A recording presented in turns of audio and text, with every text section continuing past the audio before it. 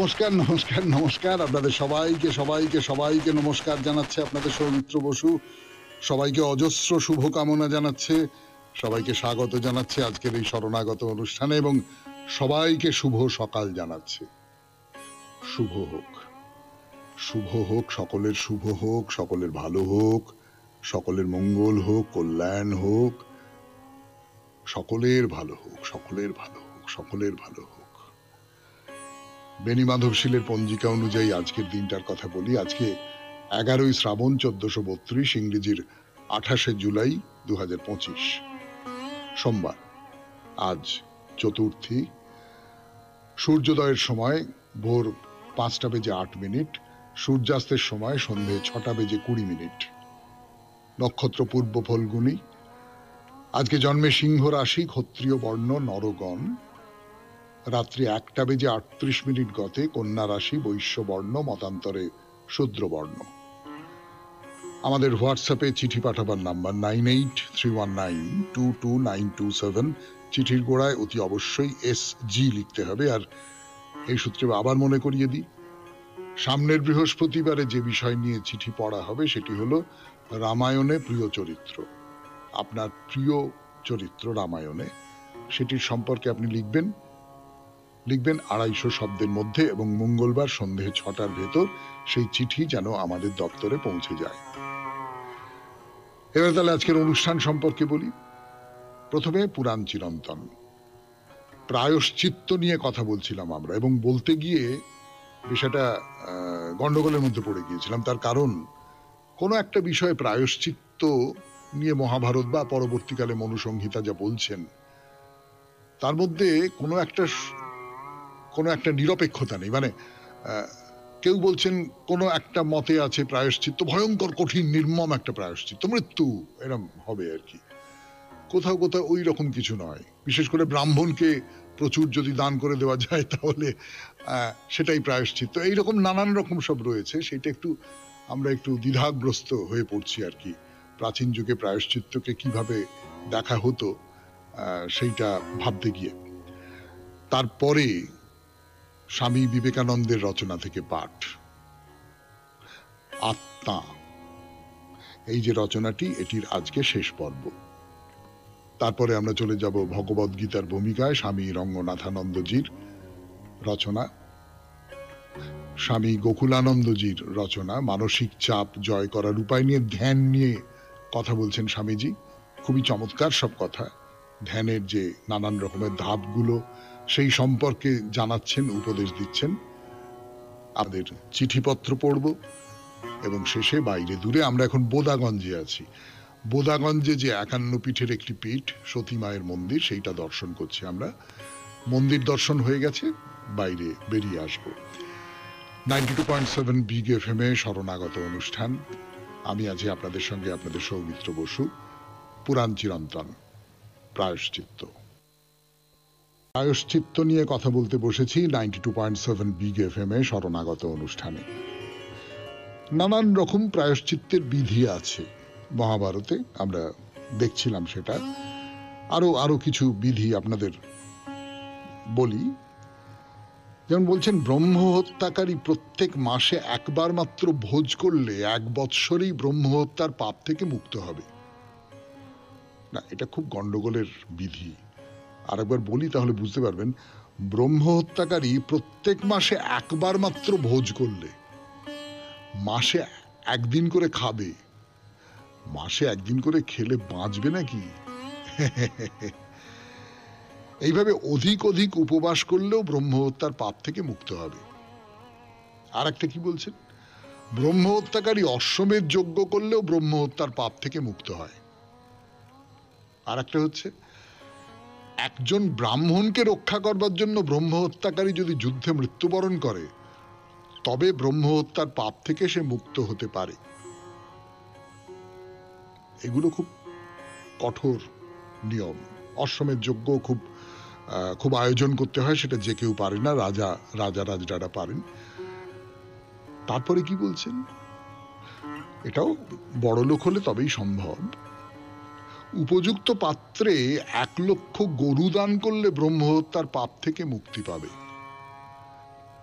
গরু মানে তো ধন, গোধন বলে, মানে গরু তো আসলে অর্থেরই সমতুল্য আর কি। যার যত গরু সে তত বড় লোক, এইরকম একটা ছিল তো তখন। তো কাউকে যদি 1,00,000 গরু দিয়ে দেওয়া যায় এবং সে যদি সৎ ব্রাহ্মণ হয়, ভালো লোক হয়, তাহলে ব্রহ্ম হত্যার পাপ থেকে, অর্থাৎ তুমি টাকা দিয়ে পাপ থেকে মুক্ত হয়ে যেতে পারো, এটা প্রাচীনকালের বিশ্বাসের মধ্যে আছে। 25,000 স্বর্ণবর্ণ এবং বহু দুগ্ধবতী সুপাত্রে দান করলেও ব্রহ্ম হত্যার পাপ থেকে মুক্ত হওয়া যায়। তো এগুলো ব্রহ্ম হত্যার প্রায়শ্চিত্ত হিসেবে এগুলো যেগুলো রয়েছে মহাভারতে, মনুসংহিতাতেও মোটামুটি তাই রয়েছে। কিন্তু মনুসংহিতায় মহাপাতক কাকে বলে? মহাপাতক 4টে দুষ্কর্মের কথা বলা হচ্ছে, 4টে পাপকর্ম। কি? 1 নম্বর হচ্ছে ব্রহ্ম হত্যা, যে কোনো কাউকে হত্যা করা নয়, একেবারে নির্দিষ্টভাবে বলে দেওয়া হচ্ছে ব্রহ্ম হত্যা, এটা হচ্ছে মহাপাতক। 2 নম্বর হচ্ছে সুরাপান, 3 নম্বর হচ্ছে চুরি করা, এবং 4র্থ হচ্ছে গুরুপত্নী গমন। তো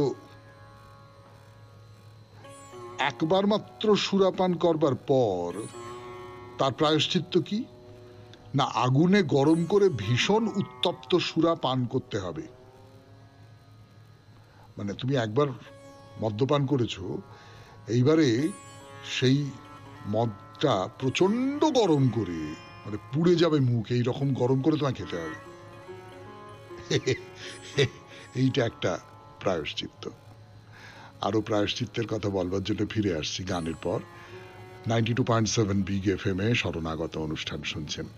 আমি আছি আপনাদের সঙ্গে, আপনাদের সৌমিত্র বসু। গানের পর ফিরে এলাম একটা প্রশ্ন নিয়ে 92.7 বিগ এফএম এ শরণাগত অনুষ্ঠানে। সেটা হচ্ছে যে প্রাচীনকালে আমাদের দেশে তো সুরাপান বৈধ ছিল। আপনারা দেখবেন সুরার প্রচুর প্রতিশব্দ আছে, নানান রকমের সমস্ত সুরা ছিল তখন। যদি সুরাপান করা এইরকম একটা গর্হিত অপরাধ হয়, তাহলে সেই সুরাপান কারা করত? এতগুলো সুরা, এত রকমের সুরা, সেগুলো কারা পান করত? আসলে এই যে প্রায়শ্চিত্তটা যেটার কথা বললাম, যে তুমি যদি সুরা পান করো তাহলে উত্তপ্ত সুরা আবার পান করতে হবে, এই প্রায়শ্চিত্তটা কেবলমাত্র ব্রাহ্মণদের জন্যে। অন্যরা সুরাপান করতে পারে, ব্রাহ্মণেরা সুরাপান করতে পারবে না। একবার পারবে, একবার। কোন ব্রাহ্মণ সৌত্রামণি যাগ ছাড়া, সৌত্রামণি যাগ একটি যাগ বা যজ্ঞ, সেইটা ছাড়া সুরাপান সে করতে পারবে না। মহাভারতে বলা হচ্ছে যে প্রচন্ড অগ্নিবর্ণ উত্তপ্ত সুরাপান করতে হবে, তো গলা জ্বলে মরে যাবে। কিন্তু না, গলা জ্বলে মরে যাওয়া, অতটা উত্তপ্ত সুরাপান মহাভারত চায় না যাতে মানুষটার মৃত্যু হয়।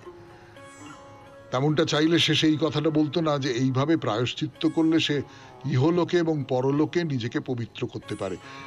পরলোকে পবিত্র না হয় বুঝতে পারলাম, কিন্তু ইহলোকেও পবিত্র করতে পারবে। মরেই যদি যায় তাহলে আর ইহলোকে পবিত্র করবে কি করে? কাজী মনে হয় না যে অতটা উত্তপ্ত। এটা একটা প্রথা হিসেবে চলে গিয়েছিল, যে সুরাটা খেয়েছো সেটা আরো খানিকটা গরম করে গরম গরম খেয়ে নাও। মনু কিন্তু মহাভারতের তুলনায় অনেক কঠিন, এটা আপনারা জানেন। মনু খুব রক্ষণশীল একজন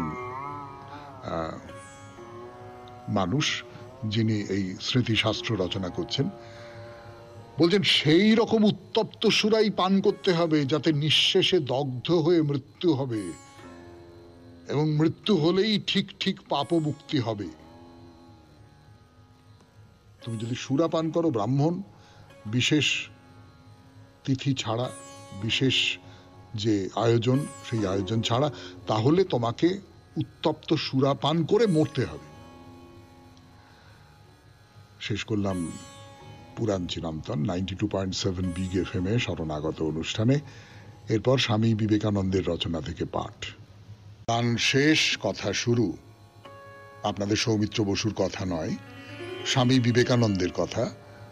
প্রবন্ধের নাম আত্মা। কদিন ধরে যে প্রবন্ধটি পড়ে শোনাচ্ছি আপনাদের, আজকে তার শেষ পর্ব পড়ে শোনাই। ঈশ্বর সম্বন্ধে ভারতবর্ষের আধ্যাত্মিক চিন্তাধারার যে তিনটি স্তর আছে, এগুলি তাহারই মূল সূত্র। আমরা দেখিয়াছি ইহার আরম্ভ হইয়াছে জগৎ বহির্ভূত ব্যক্তি ভাবাপন্ন ঈশ্বরের মতবাদ লইয়া। তারপর বাহির হইতে ভিতরে গিয়া ইহা জগতের অন্তর্যামী ঈশ্বরের মতবাদে স্থিতি লাভ করে। পরিশেষে জীবাত্মা ও পরমাত্মাকে এক ও অভিন্ন প্রতিপন্ন করিয়া এবং সেই এক আত্মাকে পৃথিবীর বহু রূপ প্রকাশের ভিত্তি নির্দেশ করিয়া এই আধ্যাত্মিক চিন্তা শেষ হইয়াছে। ইহাই বেদের চরম ও পরম কথা। দ্বৈতবাদের ভাব লইয়া ইহার আরম্ভ, বিশিষ্টাদ্বৈতবাদের মধ্য দিয়া ইহার অগ্রসর হয় এবং অদ্বৈতবাদে সমাপ্ত হয়। আমরা জানি পৃথিবীতে অল্প সংখ্যক ব্যক্তি শেষ পর্যন্ত এই অবস্থায় পৌঁছিতে পারেন, এমনকি ইহাতে বিশ্বাস করিতে পারেন, এবং তাহা অপেক্ষা অল্প ব্যক্তি এই ভাব অনুসারে কার্য করিতে পারেন। তাহা সত্ত্বেও আমরা জানি ইহারই মধ্যে আছে বিশ্বের সকল নীতিতত্ত্ব, সকল আধ্যাত্মিক তত্ত্বের পূর্ণ ব্যাখ্যা।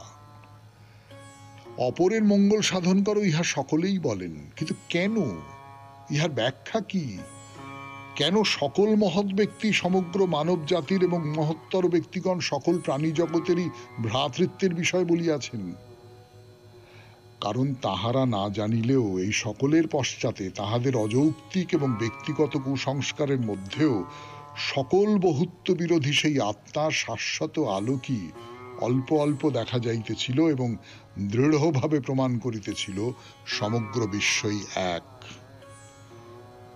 জ্ঞানের চরম কথা এক অখণ্ড বিশ্ব, যাহা ইন্দ্রিয়ের মধ্য দিয়া জড় রূপে, বুদ্ধির মধ্য দিয়া জীবরূপে, আত্মার মধ্য দিয়া ঈশ্বর রূপে প্রতিভাত হয়। পৃথিবীতে যাহাকে পাপ বা অন্যায় বলা হয়, তাহারই আবরণে যে নিজেকে আবৃত করিয়া রাখে, তাহার নিকট এই জগৎ পরিবর্তিত হইয়া যায় এবং বিকট আকার ধারণ করে। একজন ভোগ সুখকামীর নিকট এই পৃথিবী পরিবর্তিত হইয়া স্বর্গের আকার ধারণ করে এবং পূর্ণ মানবের নিকট সবই তিরোহিত এবং সবকিছু তাহার নিজেরই আত্মা হইয়া যায়। বস্তুত সমাজের বর্তমান অবস্থায় পূর্বোক্ত সকল স্তরেরই প্রয়োজনীয়তা আছে। একটি স্তর অপর স্তরকে মিথ্যা বলিয়া প্রমাণ করে না, একটি স্তর অপর স্তরের পূর্ণতর রূপ মাত্র। অদ্বৈতবাদী বা বিশিষ্টাদ্বৈতবাদী একথাও বলেন না যে দ্বৈতবাদ ভ্রমাত্মক। ইহাও সত্য, কিন্তু নিম্ন স্তরের সত্য। ইহাও পূর্ণ সত্যের দিকেই অগ্রসর হইতেছে। সুতরাং প্রত্যেককেই তাহার নিজের জ্ঞান বুদ্ধি অনুসারে জগৎ সম্বন্ধে ধারণা পোষণ করিতে দাও। কাহাকেও আঘাত করিও না, কাহাকেও স্থান দিতে অসম্মত হইও না। যে যেখানে দণ্ডায়মান আছে সেখানেই তাহাকে গ্রহণ করো এবং যদি পারো তাহাকে সাহায্য করিবার জন্য হস্ত প্রসারিত করিয়া দাও। তাহাকে উচ্চতর স্তরে উন্নীত করো, কিন্তু তাহাকে আঘাত করিও না, ধ্বংস করিও না। পরিশেষে সকলেই সত্যে উপনীত হইবে। যখন হৃদয়ের সকল কামনা পরাভূত হইবে, তখনই মর্তজীব অমৃতত্বের অধিকারী হইবে। তখন জীবই স্বয়ং ঈশ্বর হইয়া যাইবে। শেষ হলো স্বামী বিবেকানন্দের রচনা থেকে পাঠ। 92.7 বিগ FM এ শরণাগত অনুষ্ঠানে এইবার ভগবদ গীতা। ফিরে আসছি গানের পর। ভগবদ গীতার ভূমিকা স্বামী রঙ্গনাথানন্দজি। মানুষ যতদিন পর্যন্ত নিজের ভেতরে ভেতরে সুখী না হচ্ছে, ততদিন সে সুখী হতে পারবে না। নিজের ভেতরটাই হচ্ছে আসল। এরপর থেকে পড়ে শোনাই স্বামী বিবেকানন্দের কথা উদ্ধৃত করছেন স্বামী রঙ্গনাথানন্দজি। মাই মাস্টার ঠাকুর শ্রী রামকৃষ্ণ পরমহংসদেব অবতার, সেই অবতারের প্রসঙ্গে এই কথাগুলো বলা হচ্ছে। পড়ে শোনাই। এটা সত্য যে মানুষ প্রকৃতিকে জয় করবার জন্যই জন্মগ্রহণ করেছে, কিন্তু পাশ্চাত্য জাতি প্রকৃতি শব্দে কেবল জড় বা বাহ্য প্রকৃতিকেই বুঝে থাকে। এটা সত্য যে নদী, শৈল, সাগর সমন্বিতা, নানা শক্তি ও ভাবমণ্ডিতা বাহ্য প্রকৃতি অতি মহৎ, কিন্তু তা অপেক্ষাও মহত্তর মানবের অন্তঃপ্রকৃতি, সূর্য চন্দ্র তারকা পৃথিবী তথা সমগ্র জড় জগৎ অপেক্ষা শ্রেষ্ঠ। আমাদের এই ক্ষুদ্র জীবনের ঊর্ধ্বে অন্তঃপ্রকৃতি আমাদের গবেষণার অন্যতম ক্ষেত্র। পাশ্চাত্য জাতি যেমন বহির্জগতের গবেষণায় প্রাধান্য লাভ করেছে, প্রাচ্য জাতি তেমনি এই অন্তর্জগতের গবেষণায় শ্রেষ্ঠতা লাভ করেছে। অতএব এটাই সঙ্গত যে যখন আধ্যাত্মিক সামঞ্জস্যের প্রয়োজন হয় তখন প্রাচ্য হতেই হয়ে থাকে, এরূপ হওয়াই সঙ্গত। আবার যখন প্রাচ্য জাতি যন্ত্র নির্মাণ শিক্ষা করতে ইচ্ছা করে তখন তাকে যে পাশ্চাত্য জাতির পদতলে বসে তা শিখতে হবে, এটাও সঙ্গত। পাশ্চাত্য জাতির যখন আত্মতত্ত্ব, ঈশ্বর তত্ত্ব, ব্রহ্মাণ্ড রহস্য শিখবার প্রয়োজন হবে তখন তাকেও প্রাচ্যের পদতলে বসে শিক্ষা করতে হবে।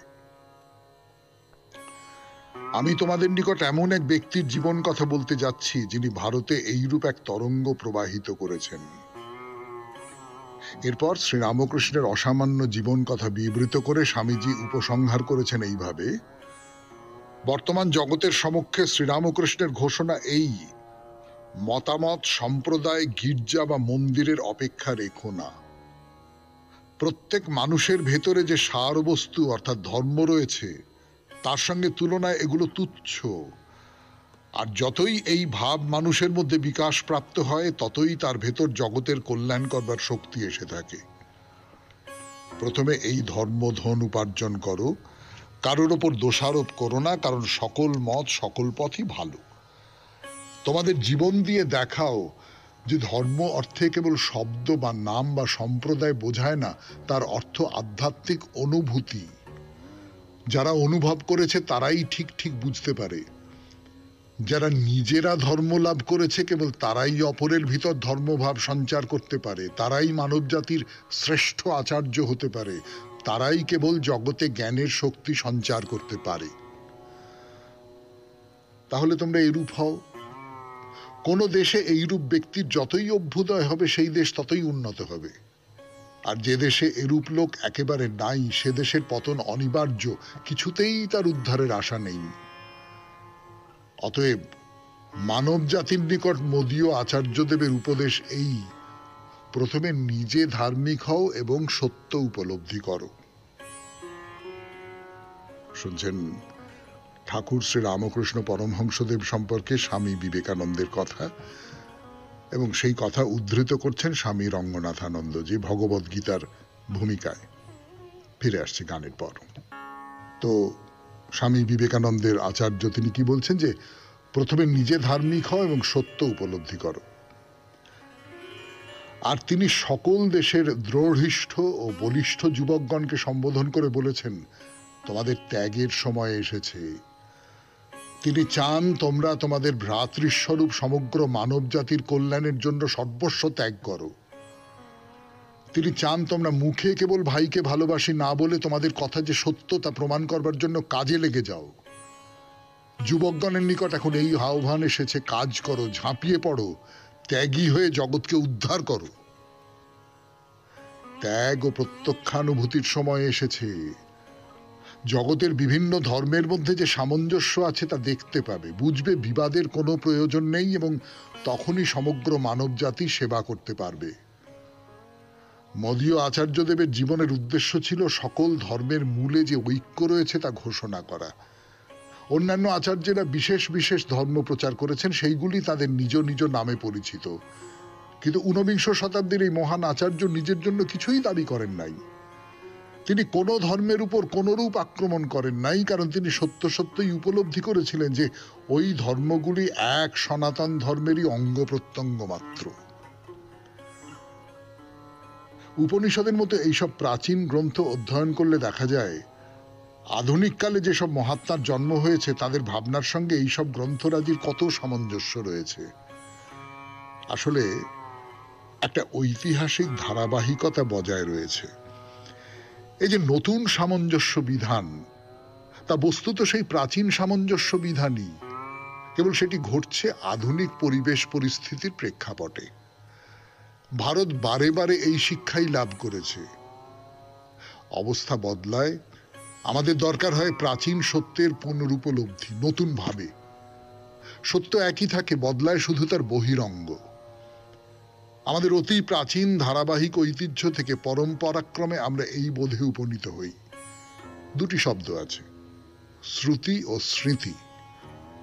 শ্রুতির অর্থ বেদ, বিশেষত তার উপনিষদ অংশসমূহ, যেখানে রয়েছে শাশ্বত সত্যের প্রসঙ্গ, আর স্মৃতিগুলিতে আছে সমসাময়িক সামাজিক বিধিনিষেধের উল্লেখ ও আলোচনা। স্মৃতির স্থান শ্রুতির নিচে। ভারতীয় ঐতিহ্যে এই ভাবটির ওপর গুরুত্ব আরোপ করা হয়েছে। শ্রুতি স্মৃতি বিরোধ হেতু শ্রুতিরেব গরীয়সী। শ্রুতি ও স্মৃতির মধ্যে বিরোধ স্থলে শ্রুতির প্রামাণিকতাই গুরুত্ব পাবে। আজকের মতো শেষ করি ভগবদ গীতার ভূমিকা থেকে পাঠ 92.7 বিগ এফএম-এ শরণাগত অনুষ্ঠানে। এবারে গান শুনব, গানের পর স্বামী গোকুলানন্দের রচনা থেকে পাঠ ধ্যানের পথের ধাপগুলো। গান শেষ করে কথা শুরু করছি 92.7 বিগ এফএম-এ শরণাগত অনুষ্ঠানে। এখন স্বামী গোকুলানন্দজির রচনা থেকে পড়ে শোনাবো আপনাদের ধ্যানের পথের ধাপগুলো। মানসিক চাপ জয় করার উপায় নিয়ে তার যে গ্রন্থ, তার একটি অধ্যায়। বাহ্যিক কোনো সাহায্য ছাড়াই চুপচাপ উপবিষ্ট থাকার অভ্যাস একবার আয়ত্ত করার পর আমাদের এগোতে হবে পরবর্তী সোপানটির দিকে। ধ্যান শুরুর আগে কিছুক্ষণ আমরা ভাবতে চেষ্টা করব যে জগতের সাথে আমাদের কোনো সম্পর্ক নেই, নেই কোনো দায় বা দায়িত্ব। স্বামী স্ত্রী বাবা কিংবা মা হিসেবে আমাদের দায় দায়িত্ব তো থাকবেই, কিন্তু জগতের সমস্ত বস্তু, সকল মানুষ, সকল কিছুর প্রতি এক গভীর নির্লিপ্তির ভাবের অনুশীলন করব আমরা। জাগ্রত করব অনাসক্তির বোধ। এই প্রসঙ্গে আমার উল্লেখ করতে ইচ্ছে করছে একটি উপদেশের কথা, যা স্বামী শ্রদ্ধানন্দজি আমাকে একটি পত্রে দিয়েছিলেন। স্বামী শিবানন্দজির সাক্ষাৎ শিষ্য স্বামী শ্রদ্ধানন্দজি তখন আমাদের ক্যালিফোর্নিয়া বেদান্ত সেন্টারের প্রধান ছিলেন। তিনি আমাকে লিখেছিলেন, আমাদের প্রত্যেকেরই নিজস্ব সমস্যা আছে, আছে নানান উদ্বেগ, এসবই অনিবার্য।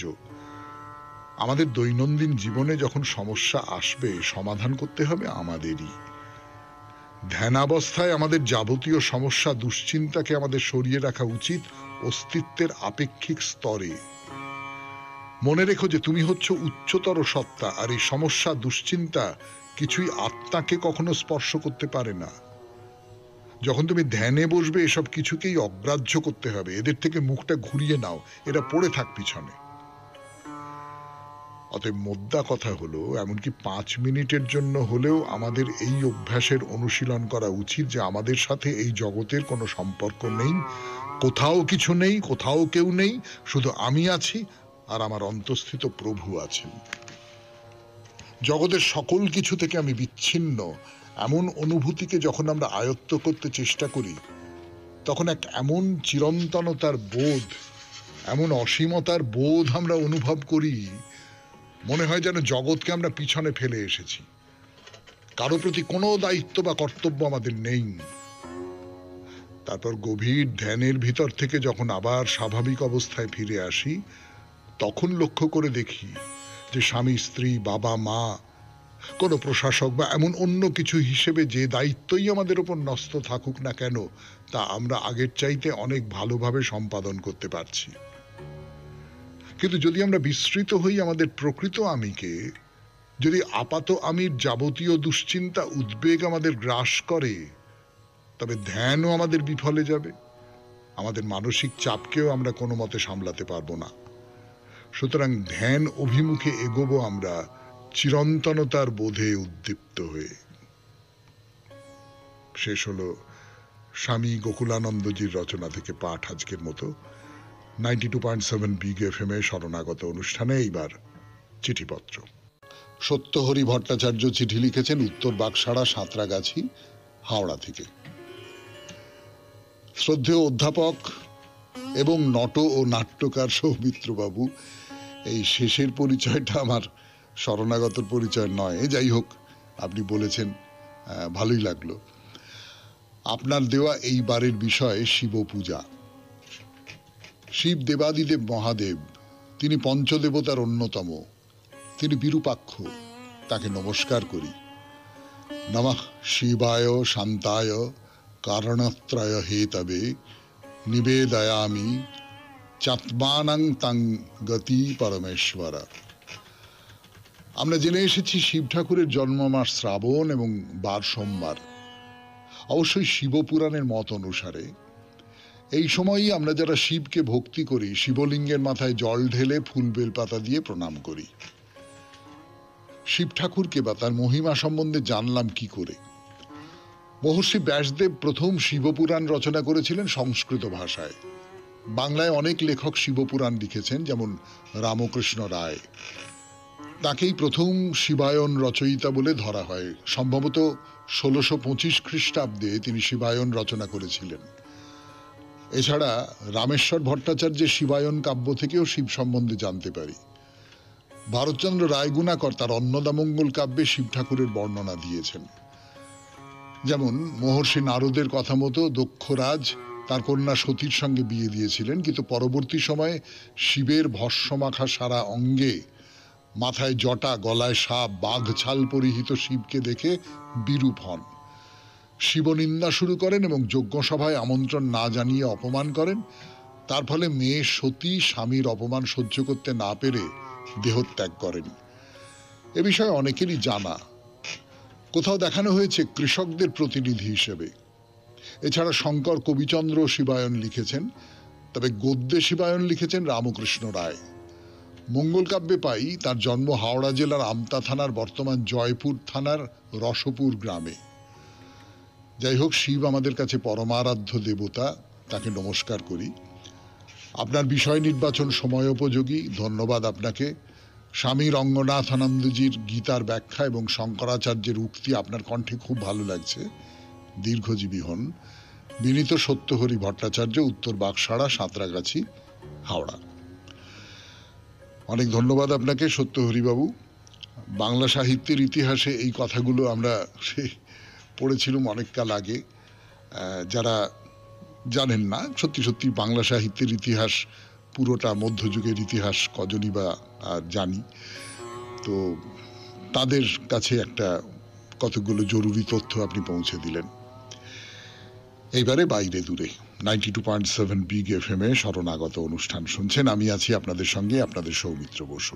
দিন নিয়ে যেটা বলেছিলাম এর আগের দিন পর্যন্ত, সেটা হচ্ছে যে মন্দিরের ভেতরে কিন্তু কোনো রকম পশু বলি চলবে না। পশু বলি দিতে গেলে তাকে প্রতিহত হতে হবে, এবং সেটা প্রতিহত করবেন দেবী নিজে। সেই আখ্যান যেটা চালু আছে এখানে, সে শুনিয়েছিলাম আপনাদের। মন্দিরের মধ্যে নিরামিষ বলি হবে, মানে ধরুন চাল কুমড়ো হতে পারে, আখ হতে পারে। এবং মন্দিরের আশেপাশে যে দোকানগুলো আছে, মানে খাবারের দোকান তো থাকে মন্দিরের আশেপাশে, সবসময় কিছু খাবারের দোকান থাকে, সেখানেও কিন্তু নিরামিষই পাওয়া যাবে। মা এই মন্দিরে একেবারে নিরামিষাশী। সকালবেলার পুজো হয় ফলমূল মিষ্টি দিয়ে, দুপুরবেলায় খিচুড়ি হয়, নিরামিষ খিচুড়ি, হয়তো একটা ভাজা হলো সঙ্গে। এই তাহলে মাকে দেখা হলো এবং মায়ের সম্পর্কে নানান কথা শোনাও হলো। তা মাকে দর্শন হলো, মায়ের পাশাপাশি তো শিব দর্শনও করতে হবে আমাদের। মা কালী, তিনি এবং শিব এরা তো পাশাপাশি অবস্থান করেন। তো চলুন দেখতে যাই, শিব মন্দিরের দিকে যাই। শিব মন্দিরে শিব ঠাকুর বসে আছেন, কিন্তু একটা কথা খুব সবিনয় বলবো, স্পর্ধা করেই হয়তো বলছি, শিব ঠাকুরের মূর্তিটা কিন্তু একেবারেই ভালো হয়নি। মানে যিনি মূর্তিটা গড়েছেন তিনি খুব ভালো শিল্পী এরকম প্রমাণ দিতে পারেননি। মুখটা দেহের তুলনায় ছোট, বেশ ছোট, মধ্যপ্রদেশ অনেকটা পর্যন্ত প্রসারিত, সাদা রঙের মূর্তি, জটাধারী। এবং শিবের যে জটা, সেটা নিয়ে তো গানও আছে, কবিতাও আছে, পিঙ্গল জটাধারী না? কিন্তু এখানে শিবের জটার রং একেবারে কুচকুচে কালো। গলায় হাতে রুদ্রাক্ষ মালা দেওয়া রয়েছে, হাত বেড়ে আছে। যেটা খুব আশ্চর্য সেটা হচ্ছে শিব ঠাকুর বসে আছেন বাঘছালের উপরে, এবং তিনি যেখানে বসে আছেন তার ঠিক সামনেই কোলের কাছে, মানে যার উপর বসে আছেন, সেখানে একটা বাঘের মুখ, এবং সেই মুখটা আমার দেখে অন্তত মনে হলো সে বেচারি শিব ঠাকুরের চাপে তার খুব বিপর্যস্ত অবস্থা। তো আমি এরকম বাঘের মুখওয়ালা শিবের মূর্তি খুব দেখেছি বলে তো মনে পড়ে না। তো তার ডান পাশে নন্দী, অর্থাৎ একটি বৃষ, একেবারে ধপধপে সাদা রঙের, তার গায়ে নানান রকম সব অলঙ্করণ করা আছে, এবং নিচের দিকটা বাদ দিয়ে বাকি অংশটা গোলাপি রঙের, হ্যাঁ গোলাপি, এবং সেখানে চোখও আঁকা রয়েছে। আমি এরকম গোলাপি বৃষ কখনো দেখেছি বলে মনে পড়ছে না। তো শিব ঠাকুরের দর্শন হলো, এবার তাহলে মন্দির থেকে বেরিয়ে আসি।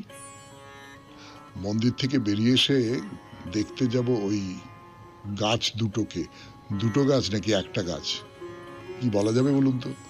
মানে দুটো গাছ আলাদা আলাদা ভাবে জন্মেছে, ওপরে উঠে গেছে, তারপর দুটো গাছ পরস্পরের দিকে বেঁকে গিয়ে একসঙ্গে একটা গাছ হয়ে গেছে। একটা অদ্ভুত ব্যাপার, সেইটা দেখতে যাব। ফিরে আসছি গানের পর। 92.7 বিগ এফএম এ শরণাগত অনুষ্ঠান শুনছেন। গান শেষ করে কথা শুরু করছে আপনাদের সৌমিত্র বসু। বোদাগঞ্জের কালী মন্দিরের কথা, মন্দিরের কথা হয়ে গেছে, কিন্তু খুবই অলৌকিক দুটি গাছ বা একটি গাছ যা হয় আপনারা বলবেন, সেই গাছের কাছে এসে দাঁড়িয়েছি আমরা। দুটো গাছ পরস্পরের থেকে বেশ ব্যবধানে, বেশ খানিকটা ব্যবধানে দুটো গাছ ওপরের দিকে উঠে গেছে, এবং প্রায় 40 ফুট উচ্চতায় গিয়ে তারা পরস্পরের দিকে বেঁকে গেছে এবং একসঙ্গে মিশে গেছে। বট গাছ, খুব অন্যরকম অলৌকিক একটা দৃশ্য বলে মনে হয়। তো তো এই যে দুটো গাছ, এই দুটো গাছের মাঝখানে আছে একটা মন্দির, সেখানে আছেন দেবাদিদেব এবং দেবী পার্বতীও আছেন, পুজো হয় নিয়মিত, আপনিও সেই পুজো দিতে পারেন। এই দুটো গাছের মাঝখানে মন্দিরের যে গ্রিলের দরজা, দরজায় কালো গ্রিলের ওপরে সাদা লোহা দিয়ে একটি মায়ের মুখ আঁকা, এবং চমৎকার, মানে খানিকটা বিমূর্ত চেহারায়, অর্থাৎ পুরো মুখটা ওই রকম করে আঁকা নয়, দুটি চোখ, নাক, মুখ ওই গ্রিল দিয়ে তৈরি করা আছে, কালোর ওপর সাদা দিয়ে। আমার কিন্তু চমৎকার লাগলো দেখতে, জানেন, মানে ভালো শিল্পীর হাতে তৈরি এটা মনে হয়। তো এই যে গ্রিলের গেটটা, এই গেটটা কিন্তু একজন দান করেছেন, এবং গায়ে সেটা লেখা রয়েছে, ডোনার মেমোরি অব লেট দেউক নন্দন শর্মা ফ্রম বিষ্ণু শর্মা, গ্রাম মুদগাই। মুদগাই এরা শিলিগুড়ির বাসিন্দা। শিলিগুড়ি থেকে বোদাগঞ্জ বেশ অনেকটা দূর। এত দূরে এসে এই মন্দিরের একটা দরজা গ্রিল তৈরি করে দিয়েছিলেন, হয়তো কোনো মানত ছিল। এই মানতের কথাটা বললাম বলে মনে পড়ে গেল, এই যে দুটো গাছের কথা বলছিলাম, এই দুটো গাছের নিচেই কিন্তু কাপড় বেঁধে দেওয়া হয়েছে, রঙিন কাপড়ের ফালি ঝুলিয়ে রাখা আছে, অর্থাৎ এই গাছের গায়ে এইগুলো সব বেঁধে বেঁধে মানত করা হয়েছিল। কিন্তু আর সৌমিত্র বসুর কথা বলা যাবে না, সময় শেষ। শেষ করতে হবে শরণাগত। আমাদের হোয়াটসঅ্যাপে চিঠি পাঠাবার নাম্বার 9831922927। চিঠির গোড়ায় অতি অবশ্যই SG লিখতে হবে। আশা করি ভুলে যাননি, সামনের বৃহস্পতিবারের চিঠির বিষয় কিন্তু রামায়ণের কোন একটি প্রিয় চরিত্র, আপনার প্রিয় চরিত্র, এবং কেন প্রিয় সেই কথাটাও আপনি একটু জানাবেন 250 শব্দের মধ্যে। মঙ্গলবার সন্ধে 6টার ভেতর আপনার চিঠি আমাদের দপ্তরে পৌঁছে যাওয়া চাই। রবীন্দ্রনাথের কবিতা দিয়ে শেষ করি। আকাশের অবস্থা কিছু বোঝা যাচ্ছে না, কখনো রোদ উঠছে, কখনো ঝড় দিচ্ছে, বৃষ্টি হচ্ছে। কবিতার নাম ঝড়ের দিনে। আজি এই আকুল আশ্বিনে, মেঘে ঢাকা দুরন্ত দুর্দিনে, হেমন্ত ধানের খেতে বাতাস উঠেছে মেতে, কেমনে চলিবে পথ চিনে, দেখিছ না ওগো সাহসিকা ঝিকিমিকি বিদ্যুতের শিখা, মনে ভেবে দেখো তবে এ ঝড়ে কি বাঁধা রবে কবরীর শেফালি মালিকা। আজিকার এমন ঝঞ্ঝায় নুপুর বাঁধে কি কেহ পায়, যদি আজি বৃষ্টি জল ধুয়ে দেয় নীলাঞ্চল গ্রামপথে যাবে কি লজ্জায়। হে উতলা শোনো কথা শোনো, দুয়ার কি খোলা আছে কোনো, এ বাঁকা পথের শেষে মাঠ যেথা মেঘে মেশে বসে কেহ আছে কি এখনো। আজ যদি দীপ জ্বালে দ্বারে নিবে কি যাবে না বারে বারে, আজ যদি বাজে বাঁশি গান কি যাবে না ভাসি আশ্বিনের অসীম আধারে। মেঘ যদি ডাকে গুরু গুরু নৃত্য মাঝে কেঁপে ওঠে উরু, কাহারে করিবে রোষ কার পরে দিবে দোষ বক্ষ যদি করে দুরু দুরু। যাবে যদি মনে ছিল নাকি আমারে নিলে না কেন ডাকি, আমি তো পথেরই ধারে বসিয়া ঘরের দ্বারে আনমনে ছিলাম একাকী। কখন প্রহর গেছে বাজি কোনো কাজ নাহি ছিল আজি, ঘরে আসে নাই কেহ সারাদিন শূন্য গেহ বিলাপ করেছে তরুরাজি। যত বেগে গরজিত ঝড় যত মেঘে ছাইত অম্বর, রাত্রে অন্ধকারে যত পথ অফুরান হতো আমি নাহি করিতাম ডর। বিদ্যুতের চমকানি কালে এ বক্ষ নাচিত তালে তালে, উত্তরি উড়িত মম উন্মুখ পাখার সম মিশে যেত আকাশে পাতালে।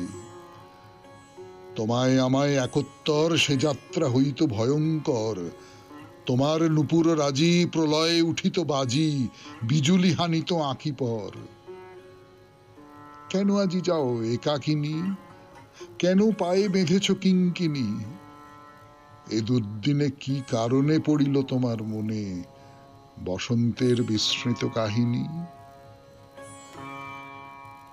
সবাই খুব ভালো থাকবেন, আনন্দে থাকবেন। নমস্কার।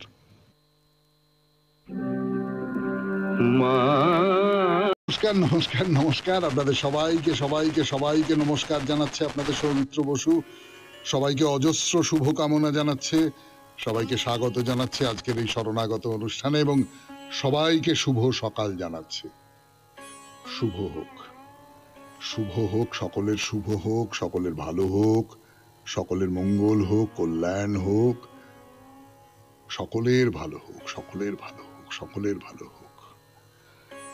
বেনি মাধবশীলের পঞ্জিকা অনুযায়ী আজকের দিনটার কথা বলি। আজকে 11ই শ্রাবণ 1432, ইংরেজির 28শে জুলাই 2025, সোমবার। আজ চতুর্থী। সূর্যোদয়ের সময় ভোর 5টা বেজে 8 মিনিট, সূর্যাস্তের সময় সন্ধে 6টা বেজে 20 মিনিট। নক্ষত্র পূর্ব ফল্গুনী। আজকে জন্মে সিংহ রাশি, ক্ষত্রিয় বর্ণ নরগণ। রাত্রি 1টা বেজে 38 মিনিট গতে কন্যা রাশি, বৈশ্য বর্ণ, মতান্তরে শূদ্র বর্ণ। আমাদের হোয়াটসঅ্যাপে চিঠি পাঠাবার নাম্বার 9831922927। চিঠির গোড়ায় অতি অবশ্যই SG লিখতে হবে। আর এই সূত্রে আবার মনে করিয়ে দিই, সামনের বৃহস্পতিবারে যে বিষয় নিয়ে চিঠি পড়া হবে সেটি হলো রামায়ণে প্রিয় চরিত্র। আপনার প্রিয় চরিত্র রামায়ণে, সেটির সম্পর্কে আপনি লিখবেন 250 শব্দের মধ্যে এবং মঙ্গলবার সন্ধে 6টার ভেতর সেই চিঠি যেন আমাদের দপ্তরে পৌঁছে যায়। এবার তাহলে আজকের অনুষ্ঠান সম্পর্কে বলি। প্রথমে পুরাণ চিরন্তন, প্রায়শ্চিত্ত নিয়ে কথা বলছিলাম আমরা এবং বলতে গিয়ে বিষয়টা গন্ডগোলের মধ্যে পড়ে গিয়েছিলাম। তার কারণ, কোনো একটা বিষয়ে প্রায়শ্চিত্ত নিয়ে মহাভারত বা পরবর্তীকালে মনুসংহিতা যা বলছেন তার মধ্যে কোনো একটা নিরপেক্ষতা নেই। মানে কেউ বলছেন কোনো একটা মতে আছে প্রায়শ্চিত্ত ভয়ঙ্কর কঠিন নির্মম একটা প্রায়শ্চিত্ত, মৃত্যু এরম হবে আর কি। কোথাও কোথাও ওই রকম কিছু নয়। বিশেষ করে ব্রাহ্মণকে প্রচুর যদি দান করে দেওয়া যায় তাহলে সেটাই প্রায়শ্চিত্ত। এইরকম নানান রকম সব রয়েছে। সেটা আমরা একটু দ্বিধাগ্রস্ত হয়ে পড়ছি আর কি। প্রাচীন যুগে প্রায়শ্চিত্তকে কিভাবে দেখা হতো সেইটা ভাবতে গিয়ে। তারপরে স্বামী বিবেকানন্দের রচনা থেকে পাঠ, আত্মা, এই যে রচনাটি, এটির আজকে শেষ পর্ব। তারপরে আমরা